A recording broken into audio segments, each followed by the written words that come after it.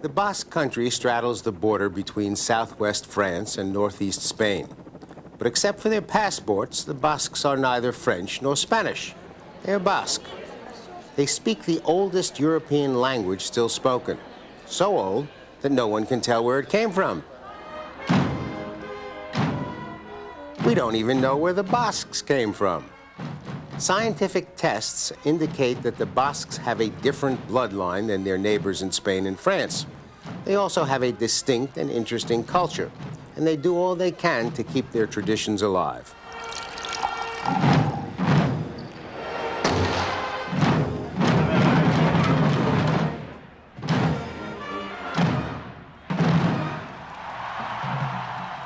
So please join me, BURT WOLF, for travels and traditions in the Basque country of northern Spain.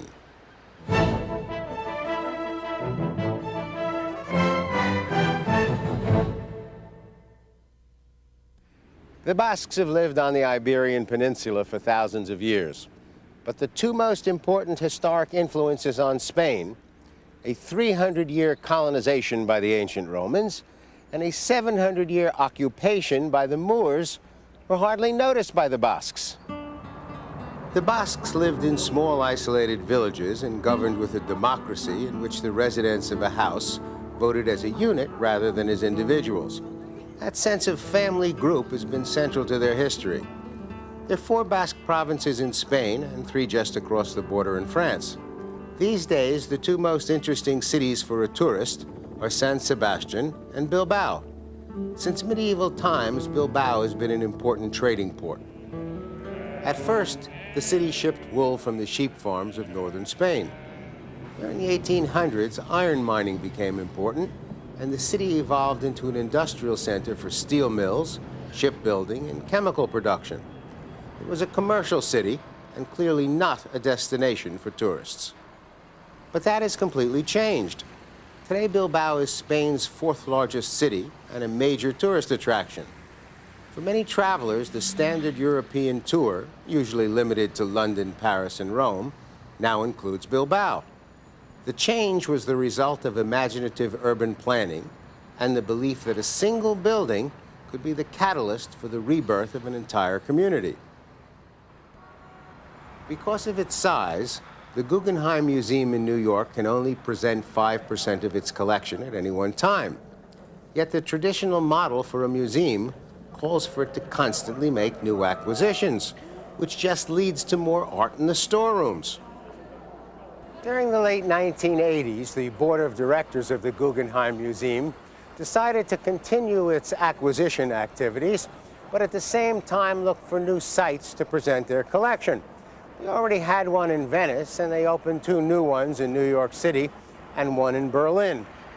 In 1991, they were negotiating with Salzburg, Austria, when the Basque government began making their pitch. And the Basque had a couple of good points.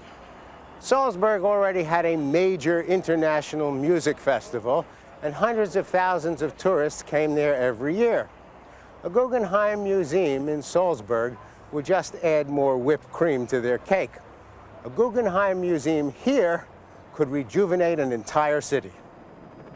The logic and the opportunity were too powerful for the Guggenheim to resist. The old shipyards became the site for the new museum, with its titanium shell undulating in the wind and changing color from blue to red to gold throughout the day and night. Jeff Koon's flower-covered puppy welcomes visitors to the building, inviting them to loosen up for what's coming. About 2 hours before we got here, they decided to change the flowers on the puppy, so I had to show it to you in a postcard. But you get the idea. Fortunately, everything on the inside is ready for viewing. Our guide is Susana Garcia.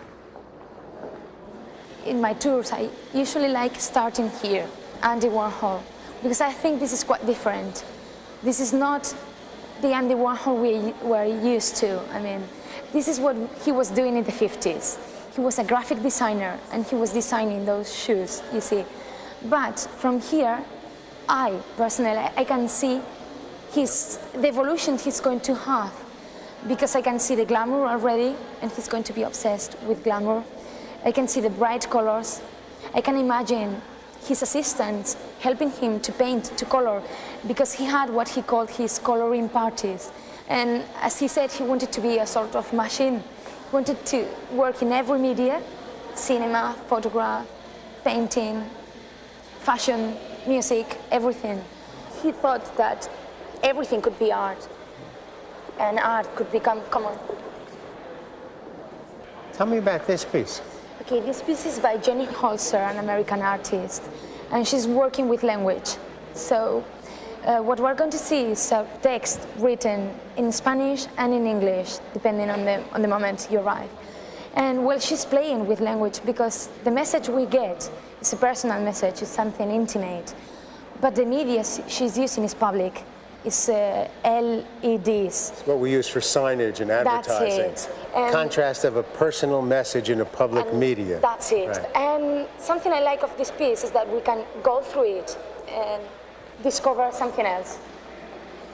Well, here we get a different color and a different language. It's in Basque. That's it. That's Basque language. Jenny Holzer had to come to Bilbao to prepare this piece. And well, when she came, she discovered Basque language. She didn't know anything about this. So she thought, well, that's perfect. As I had to come to Bilbao to discover this language, I want people to enter into my piece to discover my message in Basque. It's also a nice symbol because here Basque is behind everything that we see up front. The Guggenheim jump-started the new Bilbao. In 1985, Bilbao was a rusting industrial hulk with a huge abandoned shipyard. The government knew that if they were ever going to turn the city around, they would have to build a new transportation system, improve communications, find an educated workforce, and bring in big business. The Guggenheim Museum got things started by attracting tourists who were also international industrialists. Once they saw what Bilbao had to offer, they became involved in the commercial aspects of the area. Frank Gehry's design is a unique blend of art and technology that has inspired an industrial renaissance. The rusting city has disappeared. Today, Basque metallurgy is some of the most sophisticated in the world. The titanium skin on Bilbao's Guggenheim was fabricated in a local high-tech facility. We have a particular style of life, respecting... Yosu John Emath, the Minister of Industry, Trade and Tourism, pointed out that in the first 2 years after the Guggenheim opened, Spain's Basque country saw a 30% increase in tourism, an infusion of $160 million into the economy, and more than 4,000 new jobs. One of the companies that represents the new industry here is ACB, which has one of the world's most modern facilities for the manufacture of steel. And CAF has become one of the world's most sophisticated manufacturers of rail cars. The city itself has become a case study on how an area can revive both its cultural traditions and its economic base. Yosu feels that the Basques, the oldest culture alive in Europe, are developing a model for the future, a model that takes advantage of a global economy and at the same time preserves its ancient skills. An example of just that, the preservation of ancient skills while addressing the needs of a global market, is the BOJ fabricating plant where knives are made. The first ironworks in the Basque country date back to the ancient Romans, who burned charcoal with local iron ore and cast tools and weapons.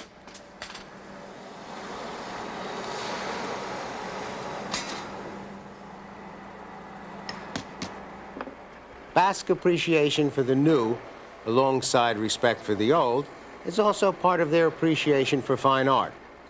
Down the street from the Guggenheim is the Bilbao Museum of Fine Art. The building may not be as dramatic as the Guggenheim, but the old masters and modern works that are part of the collection are well worth a visit. The museum presents a broad overview of the leading schools of European art from the Middle Ages to the present, with special emphasis on works created in Spain, from Gothic to Goya. Basic to the success of Bilbao's Renaissance is the decision by the city's leaders to continually commission leading international architects. You might expect a world-class architect for the Guggenheim, But their desire to have innovative and functional designs for all their projects led to the selection of England's Lord Forster for the subway system. The entrances are called Forsteridos after Norman Forster, the architect. Escalators take you up and down. The tickets are priced according to the distance you intend to travel. From the ticket area, you can walk to the platform or use the glass-enclosed elevators. The stations are bright, clean, and safe. The trains are comfortable and run on time. A couple of days in Bilbao and it's time to hit the road. The other great coastal city in Spain's Basque country is San Sebastian, which is about 50 miles to the east of Bilbao. The coast road between the two cities is beautiful.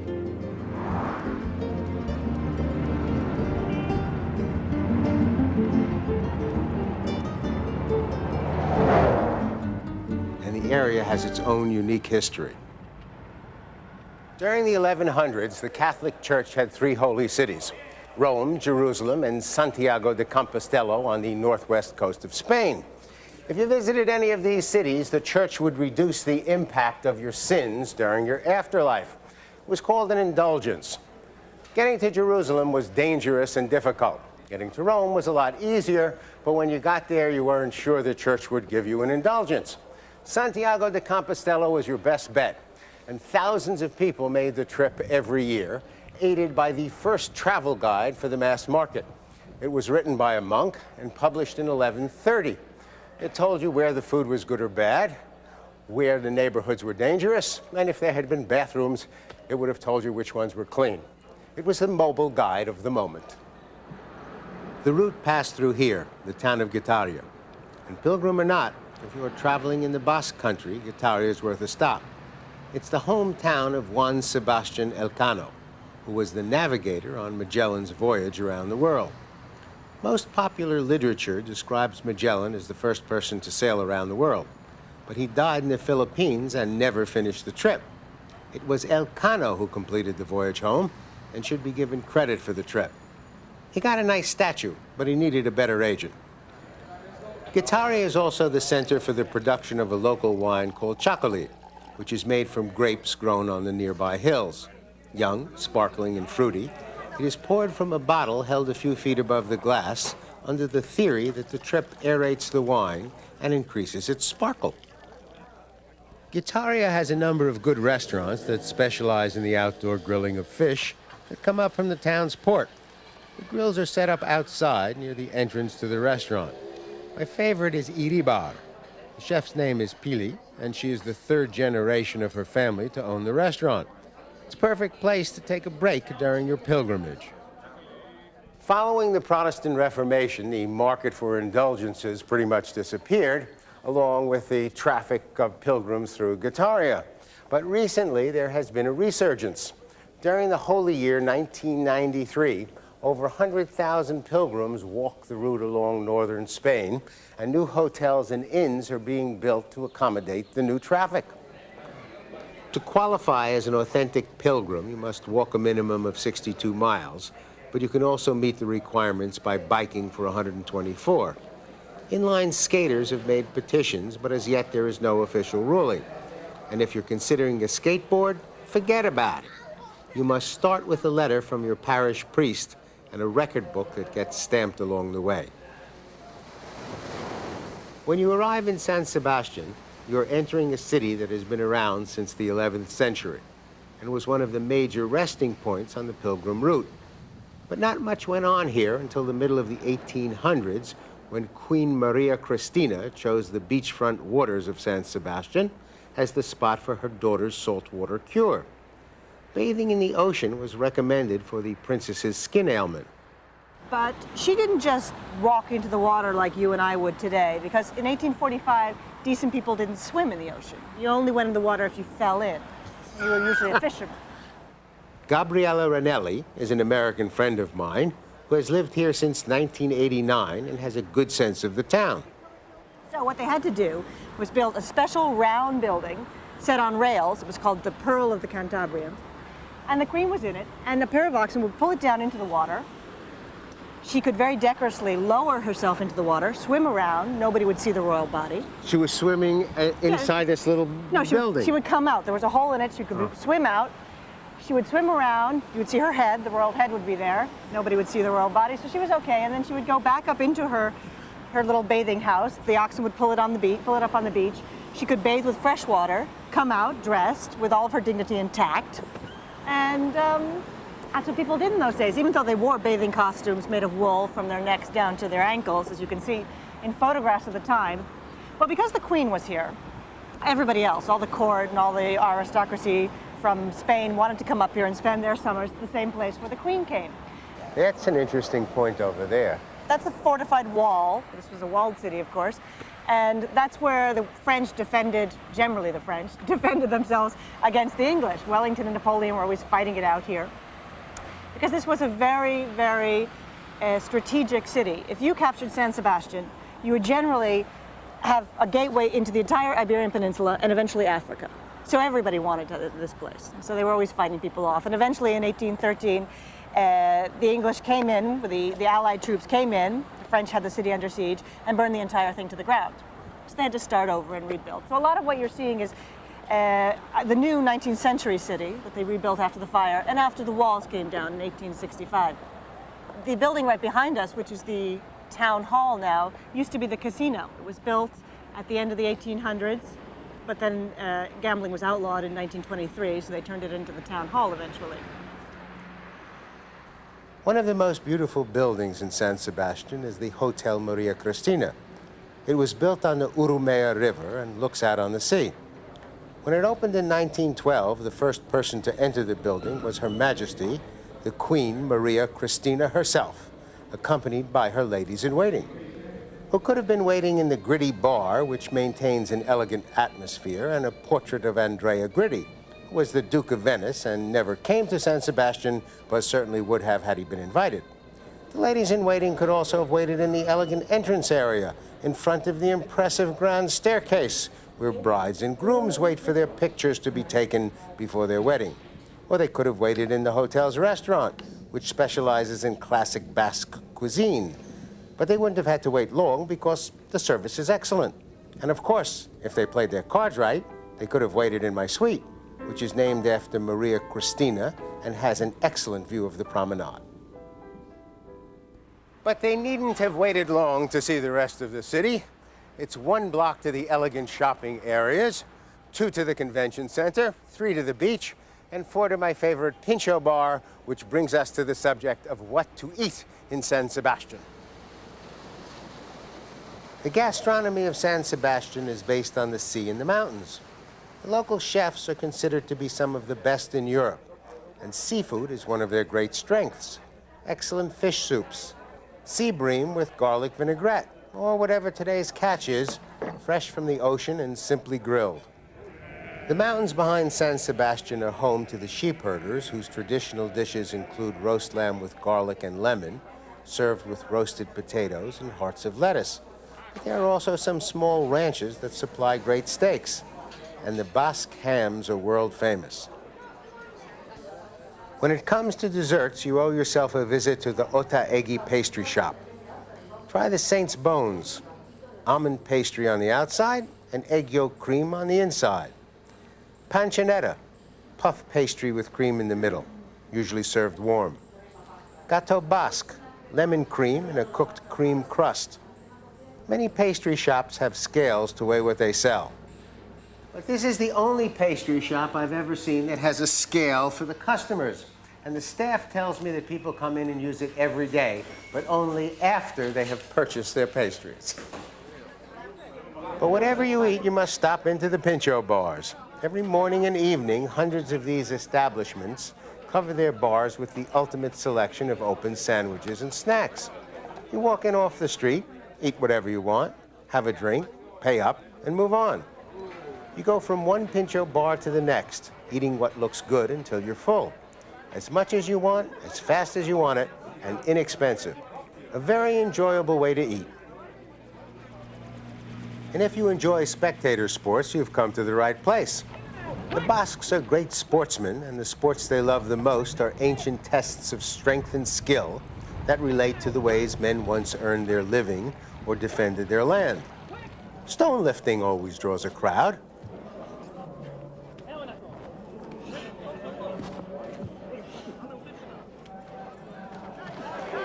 As does wood chopping. The Basques also play what is thought to be the fastest ball game in the world. It's called remonte.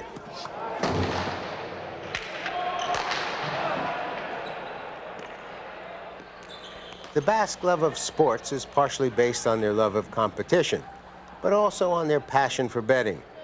The guys in the short-sleeved shirts standing between the spectators and the players are the bookies. They call out the odds as the game progresses and match up two bettors from the stands. They don't cover the bets themselves. They act only as middlemen, taking a percentage for their services. After the latest odds are announced, you signal the amount of your bet. The bookie finds someone to take it, writes a receipt for each bettor, and throws the receipt to each of them inside a tennis ball. If you think the ball on the court moves around, you should see what happens with the bettor's ball at a big match. I was fascinated with this sport and convinced Jacuri, one of the great stars of the game, to give me a lesson. The first thing you must learn is just to feel the ball in the basket. So it's doing this motion, this movement. You see? It's like doing this.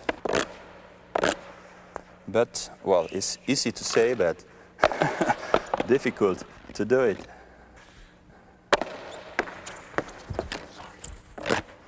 Are you ready? I'm ready.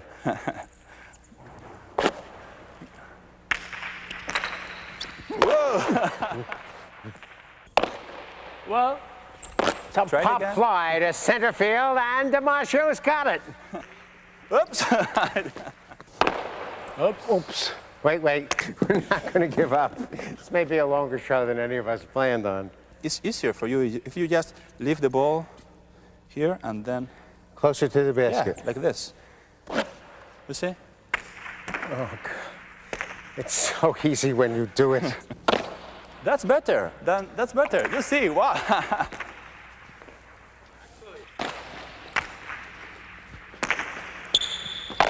Oh, good. No.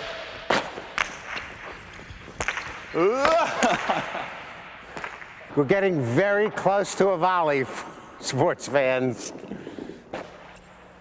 That's good, and it's a difficult. So,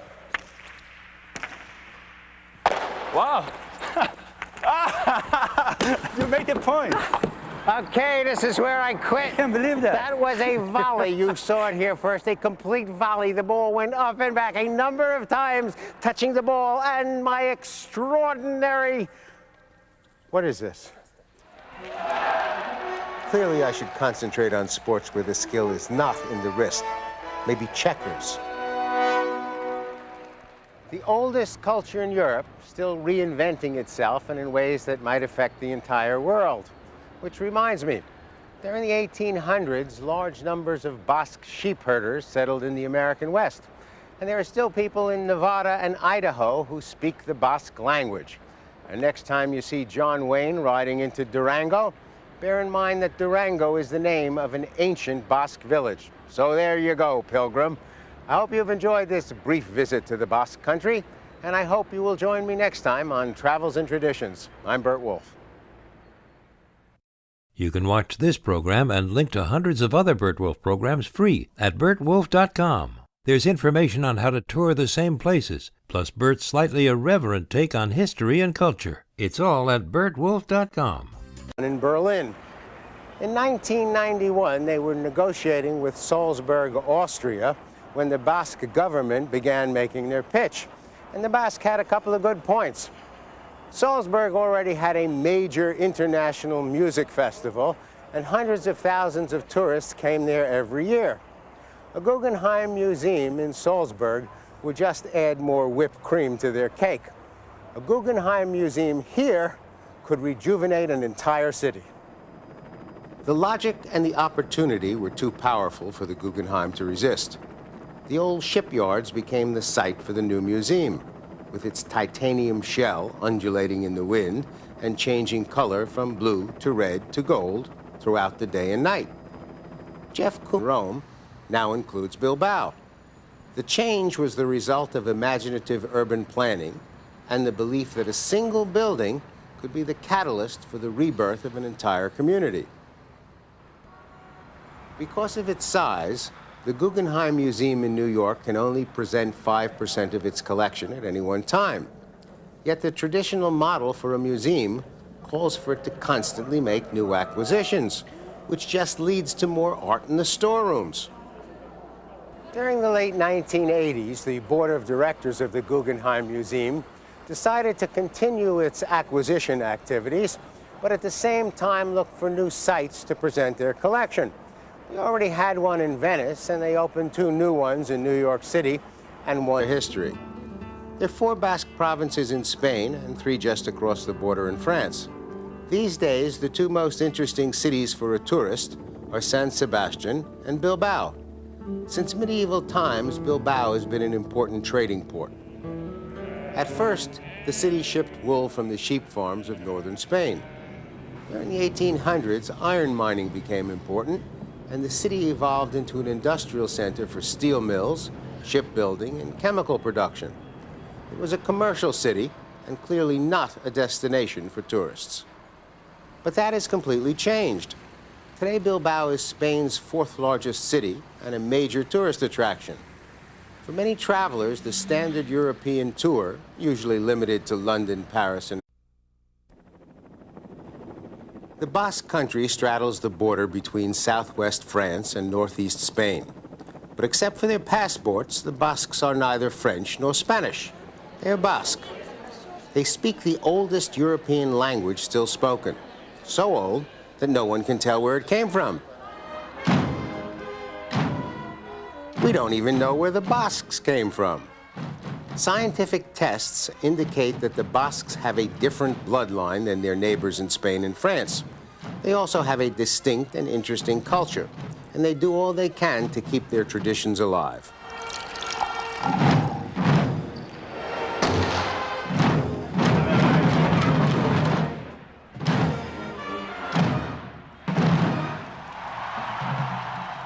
So please join me, BURT WOLF, for Travels and Traditions in the Basque Country of northern Spain.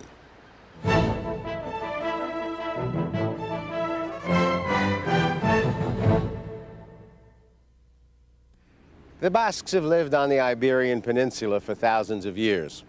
But the 2 most important historic influences on Spain, a 300-year colonization by the ancient Romans and a 700-year occupation by the Moors, were hardly noticed by the Basques.